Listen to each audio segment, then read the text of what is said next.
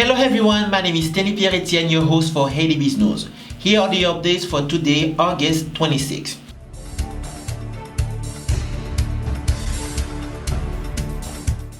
Updates on the earthquake, of course, and our Grenadier victorious over the Dominicans. Station of the FM band in the Conatel viewfinder. We will be back for the development of this news.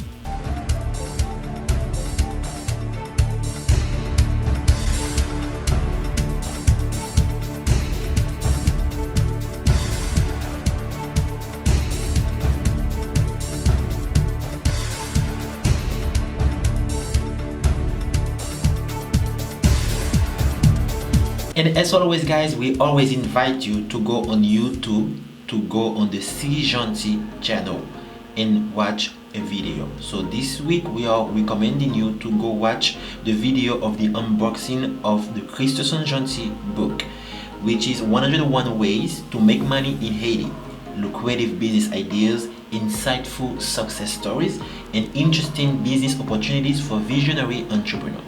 After watching, do purchase a copy. You can do that by typing www.seejeanty.com/shop, or you can find it also on Amazon. We are jumping into the news. We're starting with the updates on the earthquake in Haiti. The International Organization for Migration, IOM, launched on Monday a 15 million appeal for funds to help the Haitian authorities provide assistance to the population of the south of the country affected by the 7.2 earthquake on August 14.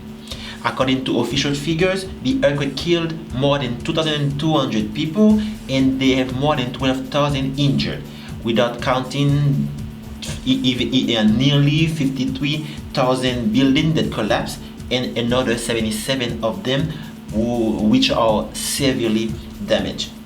It is estimated that at least 6,500 people need assistance right now in Haiti, especially in the south, which is the region that was affected by the earthquake.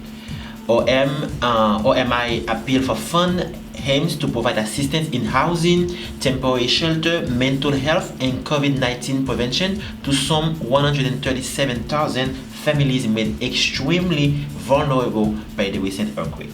And also Haiti is getting assistance and aid donation from Pope Francis. He is donating 200,000 euros to assist. This sum will be directed to the dioceses most affected by the disaster. In addition, the Archbishop of Los Angeles, Jose Gomez, President of the United States Conference of Catholic Bishops, urged dioceses to raise funds to help Haiti, which in addition to the earthquake is suffering the consequence of tropical depression Grace. And also guys, the United Nations Sexual and Reproductive Health Agency, the UNFPA, intend to work with the government, its local partners, and the international community to ensure that the sexual and reproductive health and protection needs of women and girls are prioritized in the context of the earthquake of August 14. And that's why they really want to prioritize the health and need of women and girls. Their safety and dignity must also be preserved, added Dr. Natalia Canem, which is the executive director of UNFPA. And she also said that we stand in solidarity with the Haitian people who are suffering as a result of the devastating earthquake, we quoted. And also guys, we have Daniel Chevreau, who is a driver from FAES. And FAES, we have to remind you that FAES is the Economic and Social Assistance Fund.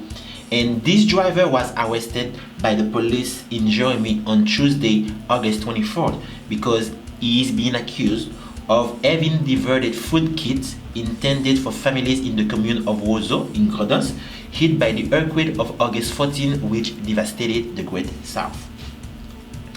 And maybe we are getting toward the end of the search for survivors here in Haiti, because as Luis Alba, the head of the Mexican rescue group Los Topos, who had been working for 4 days in Lecay in search of possible survivors, announced the Civil Protection of Haiti informed also that it might already be the time to end the search for survivors, that maybe everyone is safe and there's nobody on the rubbles and nobody in very unreachable places already.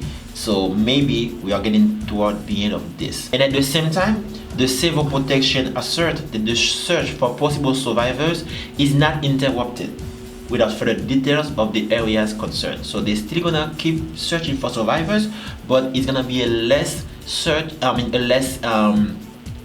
big concern for them right now. That was all, guys, for the updates on the earthquake for now, and we are going to jump into our second news.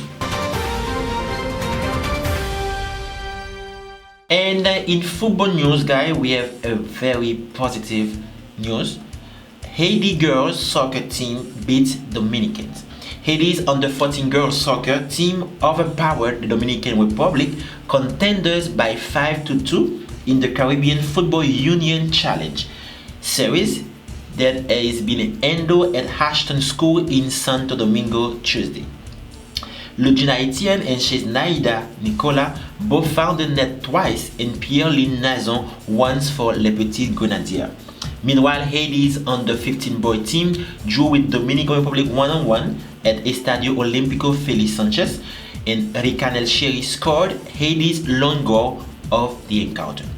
This is a great news, and we are hoping to get more news like this in the future. And we have to talk about our sponsors. This is the time where we really talk about them and thank them, because without them, this show will not be a reality. So we have to thank Valerio Canes, which is Haiti's #1 appliance and furniture retailer. You can be in the US, you can be anywhere in the world and order. They will deliver what you order to your loved one here in Haiti in no time. And also we have IPO Distribution, which is an export-based distribution company that is exporting tobacco leaves, coffee, cassava, and so many other agricultural products. And IPO Distribution is looking for wholesalers in America. If you're willing to do business with us, please contact us at info@ipo.solutions. And we also need to thank the SeeJeanty private WhatsApp group, the SeeJeanty Patreon, whose contributions while building an action-oriented community is a big part to what makes this show happen. And we're looking for sponsors. If you're willing to be featured in our show, please contact us at sponsor@ipo.solution. We would love to have you.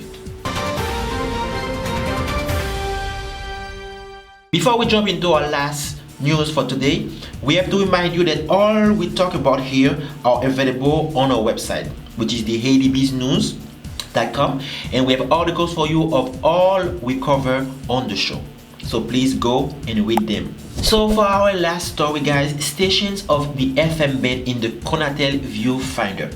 In a circular letter dated August 24, 2021, the National Telecommunication Council, Conatel, advised the general public and media owners in particular that certain FM radio stations broadcasting in the metropolitan area of Port-au-Prince are operating in an irregular due to the fact that their technical emission parameters do not meet the threshold set by Conatel in accordance with established standards. These stations, the letter said, produce harmful interference to neighboring frequency radio station, Aeronautical Communication Service Station, the Haitian National Police, the PNH, communication network, and mobile phone network. Faced with this situation, Conatel is giving those radio stations a time period of 15 days so they can get correct.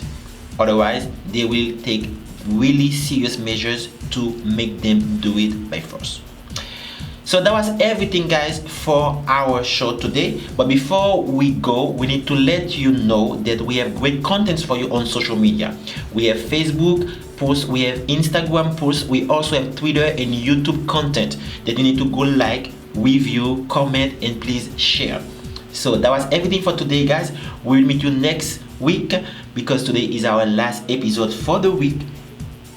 And as you know, go to the website Haiti BizNews, go to the YouTube channel, and you will see every episode.